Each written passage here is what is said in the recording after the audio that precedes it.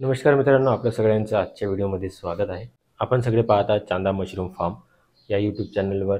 आपण जे काही व्हिडिओज पाहत आहोत मशरूमबाबतचे, तर त्याबाबतचे एक नवीन अपडेट आणि एक महत्त्वाचं तुम्हाला सांगायचं आहे. याच्याशिवाय तुमचा मशरूम जो ग्रो करणे आहे ते खूप कठीण जाणार. ते एक महत्त्वाचं पॉईंट तुम्हाला सांगायचं आहे. त्याबद्दलचा आज व्हिडिओ असणार आहे. जर तुमच्यापैकी कोणी नवीन असाल या चॅनलमध्ये हा व्हिडिओ बघा, तर चॅनलला सबस्क्राईब करा. व्हिडिओ पूर्ण शेवटपर्यंत बघा. जर तुम्ही मशरूम ग्रो करत असाल किंवा मशरूम जर तुम्हाला आवडत असेल, खायचं असेल किंवा काही पण असेल मशरूमबाबतचं, तर हा व्हिडिओ नक्की पहा, जेणेकरून तुम्ही मशरूमबाबतची माहिती, मेन इम्पॉर्टंट माहिती, ते तुम्ही बाकी सगळं तुम्ही करून घ्या. पण ही एक महत्त्वाची आहे, हे तुम्ही नाही करू शकणार जर तुम्ही या सगळ्या गोष्टी प्रॉपर मेंटेन केले नाही तर. ठीक आहे, तर आजच्या व्हिडिओला आपण सुरुवात करू. ठीक आहे, तर आजचा जो टॉपिक आहे तो आहे आपला जो रॉ मटेरियल तो स्टेरिलाइज बरोबर झाला की नाही झाला, तो कशा पद्धतीने स्टेरिलाइज करायचा त्याबद्दलचं. तुम्हाला वाटत असेल की आम्हाला जमते, आम्ही करून घेऊ. जर तुम्ही याच्या आधी केलं असेल तरी चांगलं आहे, नाही केलं असेल तर तुम्हाला नक्की बघायला पाहिजे, किंवा करताना ही जर तुम्ही चुकी नाही केली असेल तर तुम्हाला हा व्हिडिओ बघायचा आहे. ठीक आहे, तर आता जसं तुम्ही माझ्या मागे बघू शकता की आपले पूर्ण मशरूमचे जे बॅग्स आहेत ते लावलेले आहेत. ठीक आहे, हे बघा, जवळपास 17 बॅग इथे लावलेले आहेत. त्यानंतर आम्ही इथे काल काही बॅग्स बनवले आहेत. जस्ट काल आम्ही बनवले. ते कशा पद्धतीने बनवले आणि हे कशा पद्धतीने बनवले ते मी तुम्हाला आज सांगतो. ठीक आहे, आणि हे आमचे जे आहे, जे तुम्ही हे सगळे बॅग्स बघत आहात इथे, हे सगळेचे सगळे आमचे फेल झालेले आहेत. जरी तुम्हाला हे सगळे बरोबर वाटत असेल, सगळं बरोबर, तुमचे हे स्पॉन्जचे जे आहे ते पूर्ण आता जे मायसिलियम आहे ते पूर्ण पसरत आहे हळूहळू. आज सध्या जवळपास 3रा दिवस आहे बघा, पसरत आहे.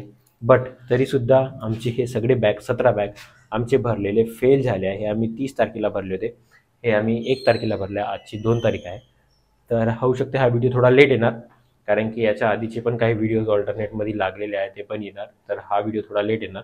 बट याचा एक शॉर्ट व्हिडिओ तुम्ही याच्या आधी जर बघितलं असेल तर एक शॉर्ट व्हिडिओ तुम्ही बघून घ्या. म्हणजे ऑलरेडी आला असेल, जर तुम्ही बघितलं नसेल तर तो पण तुम्ही एक शॉर्ट व्हिडिओ 3 मिनिटाचा काही आहे तो तुम्ही बघू शकता. ठीक आहे, आता येऊ आपण पॉईंटवर, की हे जे मी तुम्हाला सांगतो की आमचे बॅग्स आहेत ते फेल का बरं झाले ते तुम्हाला सांगतो. सगळ्यात आधी का बरं फेल झाले, मी का बरं म्हणतोय, सगळ्यात आधी तुम्ही ते बघून घ्या. त्याच्यानंतर मग आपण समोर आपले जे काही आपण जे स्पॉन्ज टाकले आहे ते हळूहळू पसरत आहे. बघा, दिसते तुम्हाला, हळूहळू पसरत आहे. आजचा जवळपास 3राच दिवस आहे, तर याला थोडा वेळ लागेल, बट पसरत आहे. आपण हे बघू. ठीक आहे, हे आपलं कन्फर्म झालं की आपले जे काही बी सीड्स लावले ते सगळे बरोबर आहे. बट याच्यामध्ये प्रॉब्लेम काय आलं मी तुम्हाला ते सांगतो. आता जसं तुम्ही आता या बॅगमध्ये इथे, ठीक आहे, मी थोडं झूम करून दाखवतो तुम्हाला.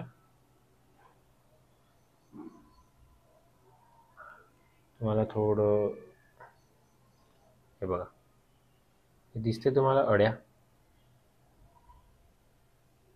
आपल्या या बॅगमध्ये, आपल्या या सगळ्या बॅगमध्ये अड्या आल्या आहेत. तर अड्या का वर येतात? आम्ही सगळे प्रिकॉशन घेतले, जे जे आम्हाला सांगितले होते ते आम्ही सगळे प्रिकॉशन घेतले. आम्ही लाईम वॉटरमध्ये पूर्ण याला स्टेरिलाइज केलं, चांगल्या पद्धतीने स्टेरिलाइज केलं. त्यानंतर याला वाढवलं. वाढवताना पण त्याला आता त्यावेळी सगळ्यात मोठी चुकी म्हणजे आमची चुकी नव्हती, ते नेचरचं जे काही होतं ते सगळं होतं, कारण की पाऊस चालू होता. आता सध्या पावसाळा चालू आहे, तुम्हाला पण माहिती आहे. तर पाऊस चालू होता कंटिन्यू, तर आम्ही याला फॅनच्या खाली वाढवलं. फॅनच्या खाली वाढवताना सगळ्यात पहिली चूक, आपण वाढवायला जातो त्यावेळीस आपण जे काही खाली टाकत आहोत, जसं आपलं आता ही ब्ल्यूवाली पिशवी आहे, तर ही आधी तुम्ही स्टेरिलाइज केली की नाही ते सगळ्यात महत्त्वाचं आहे. कारण की तुम्ही हे सगळं करत आहे, आपण जी पिशवी आणली ते कुठे ठेवून असेल, काय असेल, त्याच्यावर किती बॅक्टेरिया आहे, काय आहे ते आपल्याला माहिती नाही. ठीक आहे, आपल्याला ते माहिती नाही की किती बॅक्टेरिया आहे, त्याच्यावर काय आहे. त्यानंतर ही तर वापरली आम्ही, ही पण आम्ही त्याला साफ केली नाही. त्यानंतर ग्रीन नेट, खाली पिशवी आहे तर ते वाढणार नाही, ऑलरेडी पाऊस आहे, वरतून हवा येत आहे, तर आम्ही काय केली, ग्रीन नेट सरळ अशी स्लँट 45 डिग्रीमध्ये आम्ही बांधली आणि त्याच्यावर आमचा हा पूर्ण कुटार टाकला, जेणेकरून आम्हाला वाटलं की खालून हवा लागेल तर तो वाढेल. बट ते वाढलं, परंतु ती हिरवी नेट पण आम्ही साफ केली नाही, त्याला पण स्टेरिलाइज केलं नाही. तर त्याला पण आम्हाला फॉर्मलीने त्याला स्टेरिलाइज करायला पाहिजे होतं, जेणेकरून त्याच्यामध्ये जे काही बॅक्टेरिया असेल ते मेले असते. ठीक आहे, तुम्ही हे पण केलं, तुम्ही प्लॅस्टिक पण साफ केली. त्यानंतर पावसाळा तर चालू आहे, त्याला वाढवायला समजा 3-4 दिवस लागत असेल, तर तुम्ही त्यावेळीस कुटार तुमचा भिजवून तुम्ही वाढवायला काढू नका. आधी तुम्ही 2-3 दिवसानंतरचा, म्हणजे आज आहे, आज रात्री तुम्हाला कुटर तुमचं भिजवायचं आहे, तर उद्याचं आणि परवाची कंडिशन कशी आहे, वेदर कसं आहे ते बघून तुम्ही रात्री त्याला भिजवायला टाका. असं नको करा की तुमचा फॅनमध्ये वाढून जाणार. जर तुमच्याकडे हीटर वगैरे असेल तर ती गोष्ट अलग आहे, परंतु त्याच्यातही तुम्ही ग्रीन नेट तुम्ही स्टेरिलाइज केली, त्यानंतर तुम्ही तुमची प्लॅस्टिक स्टेरिलाइज केली, त्यानंतरही जेव्हा तुम्ही तो पसरवाल त्यावेळेस तुम्हाला फॉर्मलीने तुमचे हात आणि पाय धुवायचे आहे. त्यानंतर तुम्हाला ते पसरवायचं आहे, कारण की तुम्ही पण कुठून ना कुठून येणार, तुमच्या हाताला पण बॅक्टेरियाज किंवा काही पण असू शकते. तर तुम्हाला ते सगळं साफ करायचं आहे. तिथून तुम्हाला निर्जंतुकीकरण तुमचे हात आणि पाय करायचं आहे. पाय यासाठी कारण की आपण चालू तर आपला पाय त्याच्यावर पडणार, हात याच्यासाठी कारण की आपण हाताने पुसू, म्हणजे ते पूर्ण त्याला पगरवू आपण दोघंही, आपला कुटार आहे, आणि हात याच्यासाठी कारण की आपण तो आपला कुटार पूर्ण आपण पसरवू. त्यासाठी गुटार म्हणा, गवंडा म्हणा, जे काही तुमचं रॉ मटेरियल असेल तो. त्यानंतर तुम्ही नंतर ते केलं, तुम्ही गेले नंतर, मग तुम्हाला नेक्स्ट टाईम आले कधी, तेव्हा तुम्ही जर डायरेक्ट गेले तर ते तुमची सगळ्यात मोठी चूक. तुम्हाला पुन्हा स्टेरिलाइज करायचं आहे. तुमच्या हात आणि पायासाठी तुम्हाला फॉर्मलिननी पाणीमध्ये मिक्स करून थोड्याफार प्रमाणात त्याचा रेशो असते, तुम्हाला माहितीच असेल, तर त्या रेशोनुसार तुम्हाला तो पाणी बनवायचा आहे किंवा एका बॉटलमध्ये बनवून ठेवून द्या. आल्यावर तुम्ही तुमचे पाय किंवा हाताने त्याला धुवून घ्या, स्प्रे करा, आणि नंतर मग तुम्ही तुमच्या त्या मटेरियलला हात लावा. या सगळ्या मटेरियलला हात लावण्याआधी तुम्हाला स्वतःचे हात निर्जंतुकीकरण करणे गरजेचं आहे, कारण की बारीकशी वस्तू जर तुम्ही लक्षात ठेवली नाही तर तुमची जे काही मेहनत असेल 4-5 दिवसाची ते पूर्ण वाया जाणार. जसं आता आम्ही 4-5 दिवस लागले आम्हाला रॉ मटेरियल वाढवायला, त्याच्यावर पण बॅक्टेरिया झाले असेल, इन्व्हायरमेंट थ्रू कुठून ना कुठून बॅक्टेरिया झाले, त्याच्यावर पडले, बसले, त्याचे मग किडे झाले, बारीक बारीक किडे झाले. तुम्हाला बारीक बारीक दिसेल नाही, पण जेव्हा तुमच्या प्लॅस्टिकमध्ये जाणार ते पूर्ण प्लॅस्टिकच्या साईडने येणार आणि तेव्हा तुम्हाला दिसणार. त्याआधी तुम्हाला दिसणार नाही, किंवा बारीक बारीक किडे होते ते तुम्हाला दिसणार, त्याच्या व्यतिरिक्त तुम्हाला काही दिसणार नाही. जर तुम्हाला बारीक जरी किडा दिसला तर ते तुम्हाला लावायचं नाही, ते तुम्हाला पुन्हा निर्जंतुकीकरण करायसाठी टाकायचं आहे.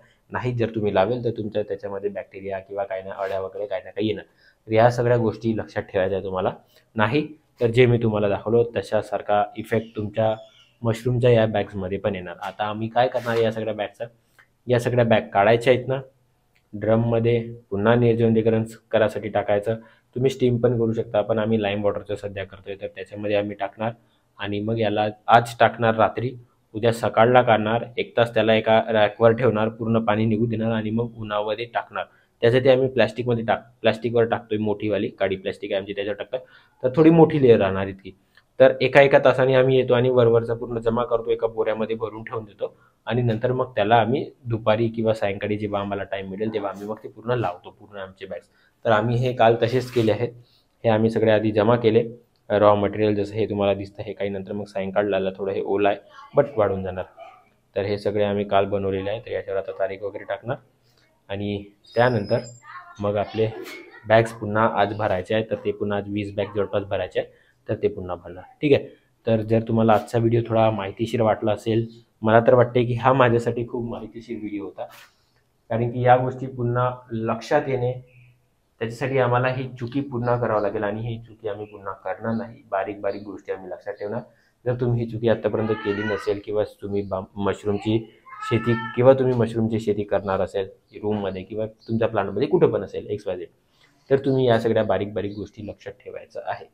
ठीक आहे. आता तुम्हाला मी म्हटलं होतं की तुम्ही आल्यावर हात आणि पायाला स्प्रे करा. आता तुम्ही नेहमी तर ते पाणी भरून ठेवणार नाही, तर त्यासाठी आम्ही काय केलं, अशा बॉटलमध्ये याला बनवून ठेवून दिला आहे. जेव्हा येऊ त्याला आम्ही हाताने स्प्रे करू, हातावर पायाला स्प्रे करू, आणि हात वगैरे हातही पुसायचे नाही, हातच झटकायचे आहे, आणि मग डायरेक्ट तुम्हाला यायचं आहे. तुम्ही हात पुसाल तर ते पूर्ण बॅक्टेरिया त्या नॅपकिनमध्ये किंवा कुठे पण असेलच, किती नाही म्हटलं तर. ठीक आहे. तर होप करतो की तुम्हाला आजचा व्हिडिओ थोडा माहितीशीर वाटला असेल, आणि जर नवीन असेल तर पुन्हा तेच सबस्क्राईब करा, लाईक करा व्हिडिओला, आणि माहितीशीर वाटला असेल तर तुमचं कुठला ग्रुप असेल त्याच्यावर शेअर करा, म्हणजे जेणेकरून ही सगळी माहिती आहे ती त्यांच्यापर्यंत पोहोचणार. जर तुमच्याकडून थोडं याला अप्रिशिएट मिळेल तर मला पण चांगलं वाटेल व्हिडिओज वगैरे डेलीचे अपलोड करायला आणि नवीन माहिती तुमच्यापर्यंत पोहोचवायला. ठीक आहे. चला भेटूया नवीन व्हिडिओमध्ये. नमस्कार.